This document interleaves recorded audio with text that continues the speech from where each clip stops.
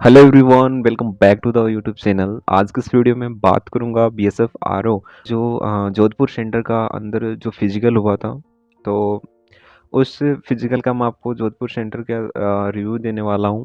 तो जोधपुर सेंटर के अंदर कैसे क्या जो है आपका फिजिकल हुआ था, आपकी एंट्री से लेकर डॉक्यूमेंट वेरिफिकेशन तक किस प्रोसेस के अंदर जो है वो फिजिकल करवाया गया, देन डिक्टेशन टेस्ट करवाया गया और डॉक्यूमेंट वेरिफिकेशन तक मैं आपको क्या क्या हुआ सारा जो है स्टेप बाय स्टेप प्रोसेस क्या थी वो बताने वाला हूँ। वीडियो में एंड तक बने रहिएगा, आपको सब कुछ जो है वो क्लियरली समझाने की मैं कोशिश करूँगा।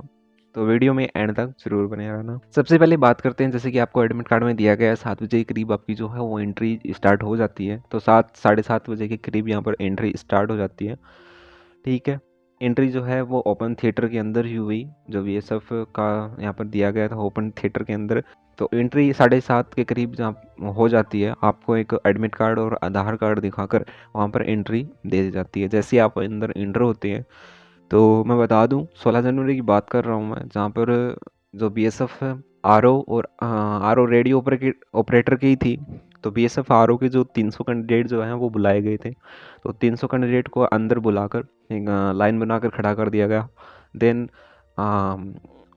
उनके पास में एक लिस्ट थी, वे नाम लेते जा रहे थे और अलग से एक जो है वो उनकी लाइन बनाते गए।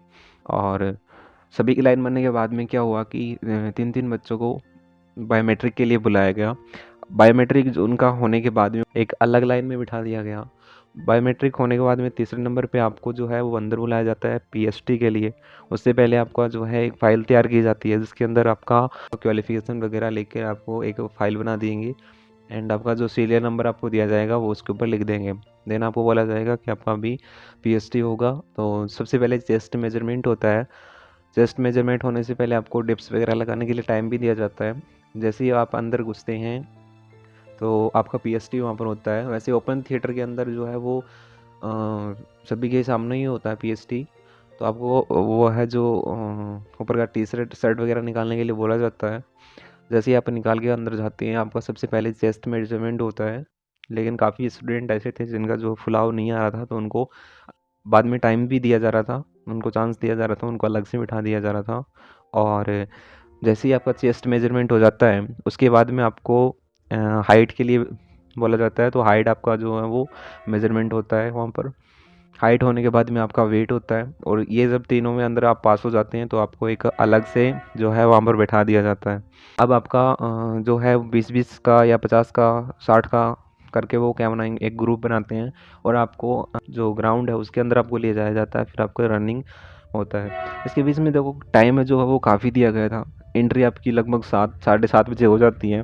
देन आपका बायोमेट्रिक हो जाता है, और बायोमेट्रिक के अंदर होने के बाद आपका जो फाइल तैयार होती है, और पीएसटी होते होते ये मानो 10-11 बज जाते हैं।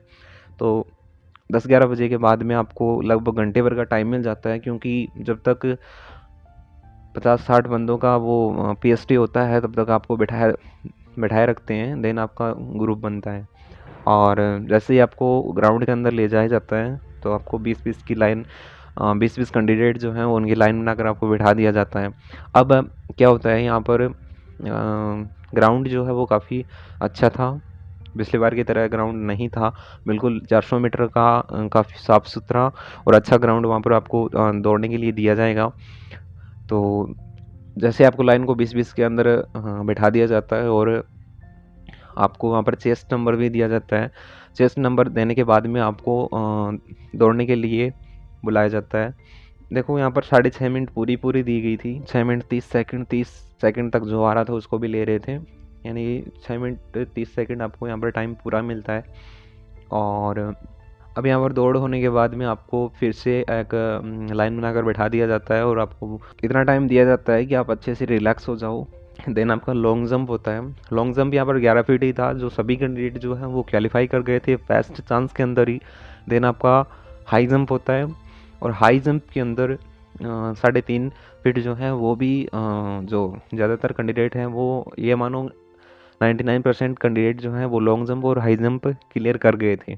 ठीक है, ये क्लियर होने के बाद में आपको फिर से ग्राउंड में बिठा दिया जाता है, और ये प्रोसेस जो है वो काफ़ी लंबी चलती है, क्योंकि काफ़ी कैंडिडेट जो हैं वो ये रनिंग वगैरह होती है। लगभग 300 कैंडिडेट आए थे, जिसके अंदर रनिंग में 225 कैंडिडेट जो है उनकी रनिंग हुई थी और रनिंग होने के बाद में ये संख्या हो गई थी 135। यानी कि लॉन्ग जंप और हाई जंप और रनिंग के अंदर जो कि उसके कुछ स्टूडेंट बाहर हो गए थे और लास्ट में 135 स्टूडेंट हम बचे थे जिनका जो पीएसटी एंड पीईटी क्लियर हुआ था। देन हमें ले जाएगा वापस ओपन थिएटर के अंदर ले जाएगा और वहाँ पर हमारा जो वो डिक्टेशन टेस्ट के लिए हमें बैठा दिया गया। क्लिपबोर्ड वहाँ पर लेके जाना, आपको कोई भी सुविधा नहीं दी जाती है कि आप उस पर रख कर लिख सको। ठीक है, वहाँ पर जो है वो डिक्टेशन टेस्ट हुआ तो आपको एक जो शीट है वो दी जाती है जिस पे आप रोल नंबर और अपना नाम वगैरह लिखते हैं। देन डिक्टेशन स्टार्ट होता है, माइक से वहाँ पर बोलते हैं मैम और वो आपको लिखना होता है। काफ़ी इजी था, लेकिन इतना इजी आता है कि आप आराम से उसको कर सकते हैं। तो एक बार ही वो बोलते हैं, दोबारा इसको रिपीट करते नहीं हैं, एक बार ही धीरे धीरे बोलते हैं जो आपको लिखना होता है। डिक्टेशन कंप्लीट होने के बाद में आपका वहाँ पर आपको जल्दी से आपकी वो सीट जो है वो वापस ले ली जाएगी। ठीक है, देन आपका प्रोनाउंसिएशन होगा। प्रोनाउंसिएशन के अंदर अभी आपको बुला के पास में जो अधिकारी हैं वो आपसे जो है वो सुनेंगे। तो प्रोनाउंसिएशन की प्रोसेस भी काफ़ी लंबी चलती है और साइड में आपका जो है डिक्टेशन टेस्ट है उसकी कॉपी भी चेक वहीं पे हो जाती है, लेकिन आपको नंबर वहाँ पर नहीं सुनाए जाते हैं डिक्टेशन टेस्ट के अंदर। प्रोनाउंसिएशन होने के बाद आपको जो है वो डॉक्यूमेंट वेरिफिकेशन होगा जिसके अंदर आपको 2-3 दिन को बुलाकर वहाँ पर आपका डॉक्यूमेंट वेरिफिकेशन होता है। डॉक्यूमेंट वेरिफिकेशन के अंदर ज़्यादा डॉक्यूमेंट नहीं मांग रहे हैं, 10th का मार्कशीट और 12th की मार्कशीट। देन आपका जो आपने छूट ली है तो आपका caste certificate and non criminal law का जो ओबीसी का होता है वो वहाँ पर ही आपको भरवा लिया गया था। और इसके अलावा कास्ट सर्टिफिकेट हो गया और डोमिसाइल सर्टिफिकेट है वो भी वहाँ पर ले रहे थे और 3 आपकी फ़ोटोग्राफ मांग रहे थे। ठीक है, तो डॉक्यूमेंट वेरिफिकेशन के अंदर यही था, 10th की मार्कशीट, 12th की मार्कशीट, आपका domicile and caste certificate. Caste certificate जो है वो फॉर्मेट जो है वो सेंटर वाला होना चाहिए, इंग्लिश में जो होता है वो। एंड ये डॉक्यूमेंट हो गए और 3 फोटोग्राफ हो जाती हैं आपकी। तीनों को सेल्फ असिस्टेड करके आपको वहाँ पर जो है वो जमा करवा देने जो आपकी फ़ाइल के अंदर लग जाएंगी।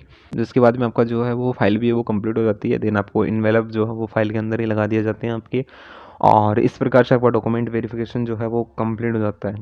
हालांकि ये इनमें मैंने आपको टाइम नहीं बताया, लेकिन काफ़ी टाइम जो है वो डॉक्यूमेंट वेरिफिकेशन के अंदर लग गया था, क्योंकि जैसे ही हमारा पीएसटी जो है वो 10-11 बजे के करीब हुआ, उसके बाद में हमारा दौड़ के अंदर ले गए, तो दौड़ जो हमारा 1 बजे के करीब हुआ था।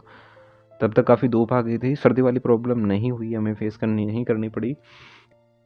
और ये सभी प्रोसेस होने के बाद में जब आपको डिक्टेशन टेस्ट हुआ तो उस टाइम 5 के करीब जो है वो बज गए थे। और डिक्टेशन और प्रोनाउंसिएशन होने के बाद डॉक्यूमेंट वेरिफिकेशन करके हमें रात के 9 बजे जो है फ्री किया गया था। तो काफ़ी लगभग पूरा दिन जो है वो यहाँ पर निकल गया।